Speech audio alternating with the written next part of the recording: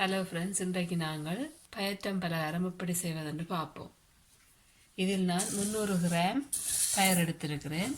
இது ஒரு 5 to 6 minutes வறுக்க வேண்டும். நல்ல பொன்னிறமாக வறுத்தவுடன் இதை நாங்கள் கிரைண்டரில் நல்ல மாவாக அடித்து எடுக்க வேண்டும். இப்பொழுது பார்த்தீங்கன்னா இந்த பயறு நன்றாக வறுபட்டு நல்லா ஆறிவிட்டது. இனி நான் இதை கிரைண்டரில் அடிக்கப் போகிறேன்.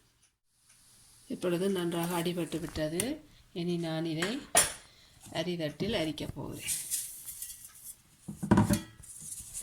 அரித்துட்டு திரும்பவும் இதை இன்னொரு முறை அடிப்போம்.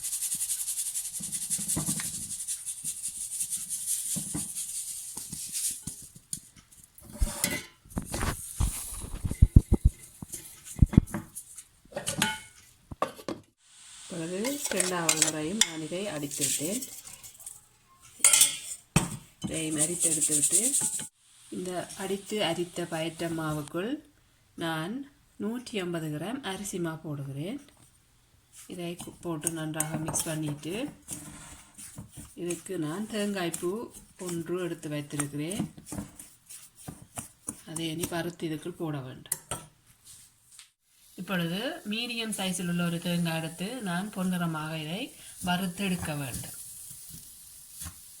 கோல்டன் ப்ரௌனில் இது வர வேண்டும். இப்பொழுது இந்த கோகோனட் நன்றாக பொன்னிறமாக வறுபட்டு விட்டது. இது ஒரு 8 to 10 minutes வறுத்த நான் இதை இப்பொழுது ஒரு 10 minutes ஆற விடுவோம். விட்டுட்டு நான் இது இனி மிளகும் நச்சீரகம் போட்டிருக்கிறேன், வறுத்தெடுக்க போகிறேன். இது கொஞ்சம் கூட போட்டேன்னா என்னென்னு சொன்னால் கிரைண்டரில் அடிப்படாது. கொஞ்சம் எடுத்தால் அடிச்சுட்டு பிறகு நான் அதில் எவ்வளவு ஸ்பூன் போடுறதுன்று காட்டுறேன். இப்பொழுது தேங்காய் பூ நன்றாக ஆறிவிட்டது. இதை நான் இந்த பயற்றம்மா அரிசி மா சேர்ந்த இதுக்குள்ளே போடுகிறேன். போட்டுட்டு இதில் சர்க்கரை இடித்து வைத்திருக்கிறேன். ஒரு 200 கிராம் எடுத்திருக்கிறேன். அதையும் இதுக்குள் போடுவோம். ப்ரௌன் சுகர் எடுத்த நான் ப்ரௌன் சுகர் உங்கள்கிட்ட இல்லைன்னு சொன்னால் ஒயிட் சுகர் நீங்கள் யூஸ் பண்ணலாம். இதில் 100 கிராம் எடுத்திருக்கிறேன். இதை நான் இதுக்குள் போடுறேன். மற்றது இடித்து வைத்த நச்சீரக மிளகுத்தூள் இதில் ஒரு டீஸ்பூன் போடுகிறேன். போட்டுட்டு பிஞ்ச் ஆஃப் சால்ட் 2 டைம் போடுறேன். டேஸ்ட்டுக்காக அகவும் கூட போடக்கூடாது. எல்லாவற்றையும் போட்டுட்டு நன்றாக இதை மிக்ஸ் பண்ண வேண்டும்.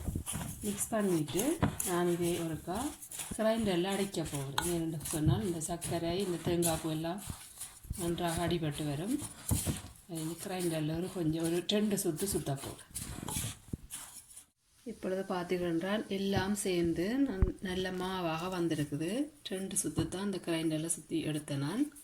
இனி நான் இதுக்கு ஒரு 1/2 டீஸ்பூன் ஏலக்காய் பவுடர் போடுகிறேன். போட்டுட்டு இதை நன்றாக மிக்ஸ் பண்ணிவிட்டு நல்ல சுடு தண்ணீர் விட்டு இதை கொஞ்சம் கொஞ்சமாக குழைத்தெடுக்க வேண்டும். கொஞ்சம் கொஞ்சம் போட்டனாக நீங்கள் விட வேண்டும், கூட விடக்கூடாது.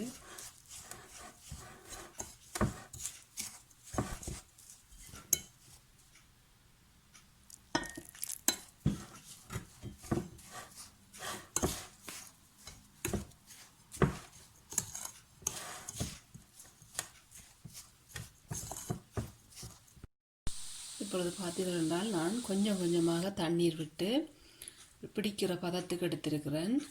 நீங்கள் கூட தண்ணீர் விடக்கூடாது, விட்டால் சரியான களியாக வந்துவிடும். கொஞ்சம் கொஞ்சமாக விட்டு விட்டு சின்ன சின்ன உருண்டைகளாக இப்படி பிடித்தெடுக்க வேண்டும்.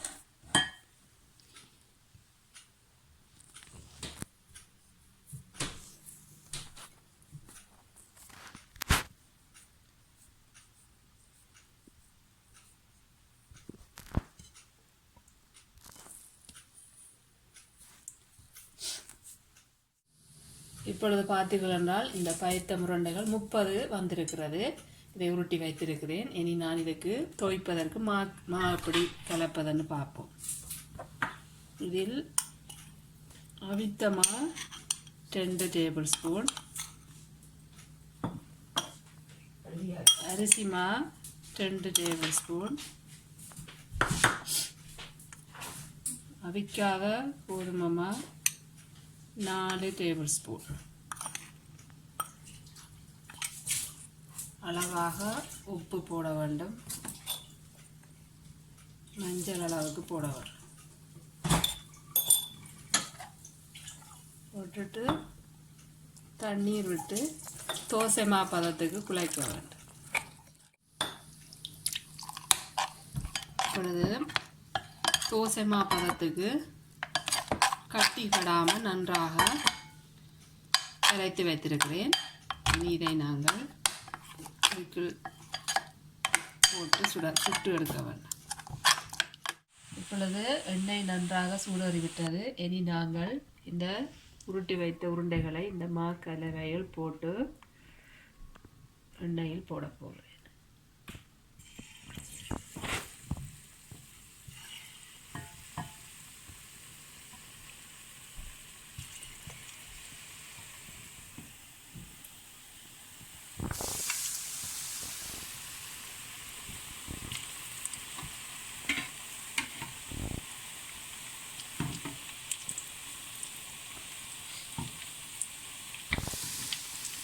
மீடியம் ஃப்ளேமில் விட வேண்டும்.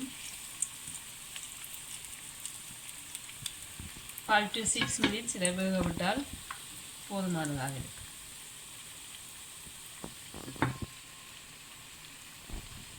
இப்பொழுது நல்ல கோல்டன் ப்ரௌனில் பொரிந்து வந்து விட்டது. இதை நான் எடுத்த ஒரு டிஷ்ஷில் டிஷ்யூ பேப்பர் போட்டு போடுகிறேன்.